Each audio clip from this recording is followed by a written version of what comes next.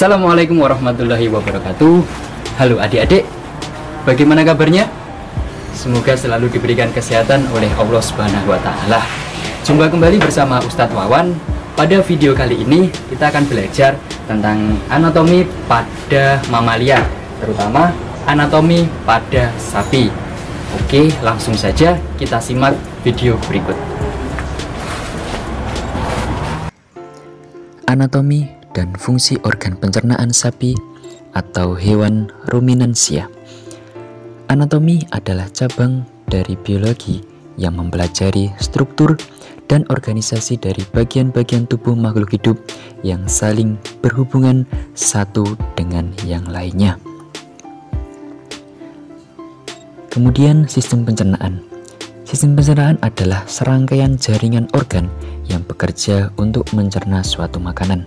Selama dalam saluran pencernaan, makanan akan mengalami proses pencernaan, baik secara mekanik maupun pencernaan secara kimiawi. Dan pada video kali ini, kita akan belajar tentang sistem pencernaan pada sapi. Sapi memiliki sistem pencernaan atau termasuk ke dalam hewan ruminansia. Hewan ruminansia adalah kelompok hewan mamalia yang biasa memamah atau memakan dua kali dan dikenal dengan hewan memamah biak.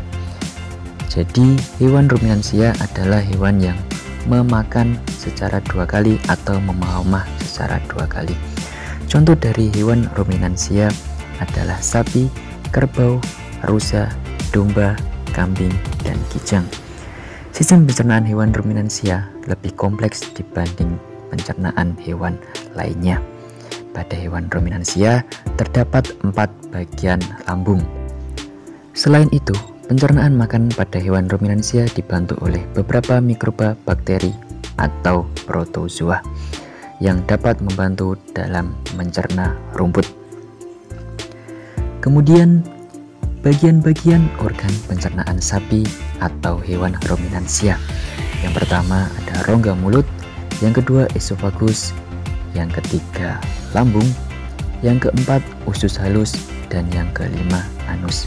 Pada lambung sendiri nanti terbagi menjadi 4 lambung, yaitu rumen, kemudian retikulum, omasum, serta yang keempat adalah abomasum.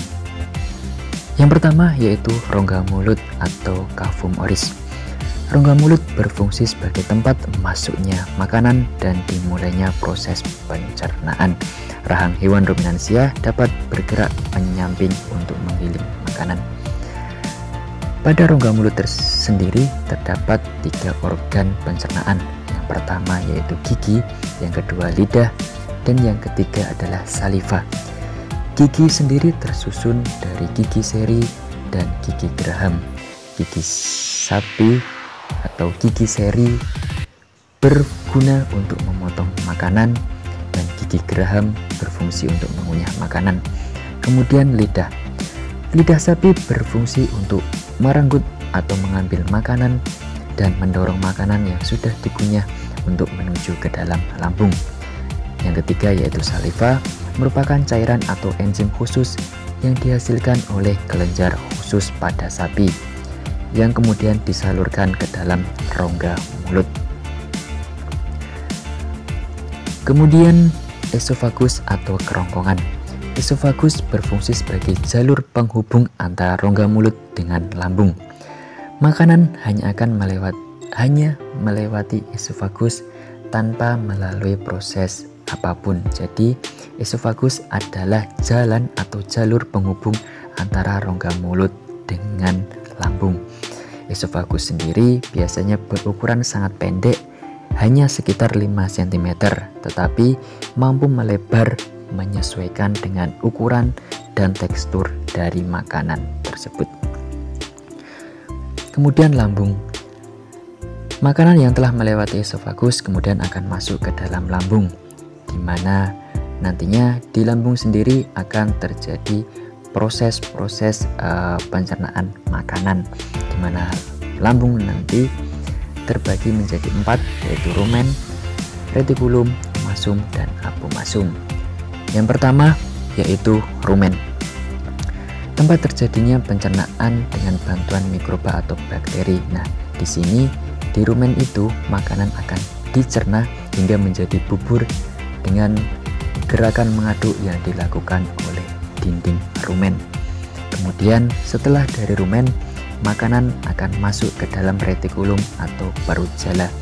Di retikulum, makanan akan diaduk dan dicampur dengan enzim-enzim tersebut sampai menjadi gumpalan-gumpalan kasar. Pengadukan ini dilakukan dengan bantuan kontraksi otot dinding retikulum. Pada gumpalan makanan ini kemudian didorong kembali ke dalam rongga mulut untuk nantinya akan dimamah atau dikunyah untuk yang kedua kalinya.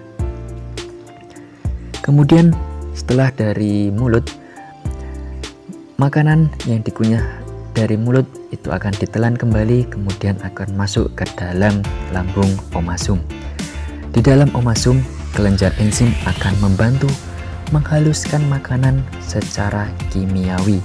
Kadar air dalam gumpalan makanan juga akan dikurangi melalui proses absorpsi oleh dinding omasum.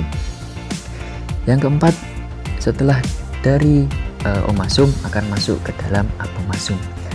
Perut bagian inilah yang sebenarnya disebut dengan lambung, karena di sini nanti makanan akan dicerna dengan bantuan enzim pencernaan pepsin yang dihasilkan oleh apomasum.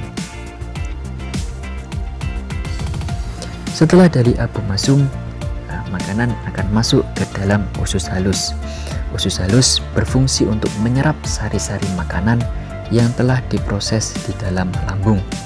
Sari-sari makanan yang diserap kemudian diedarkan kembali ke seluruh tubuh dan diubah menjadi energi. Usus halus ini memiliki panjang sampai dengan 40 meter. Setelah sari-sari makanan diserap oleh usus halus, maka sisa proses penyerapan akan dibawa menuju anus. Sisa ampas makanan tersebut akan dikeluarkan nantinya melalui anus. Oke, itu tadi adalah anatomi serta bagian-bagian dan organ yang berfungsi dalam sistem pencernaan hewan ruminansia. Sekian dan terima kasih. Semoga ilmunya dapat bermanfaat. Assalamualaikum warahmatullahi wabarakatuh.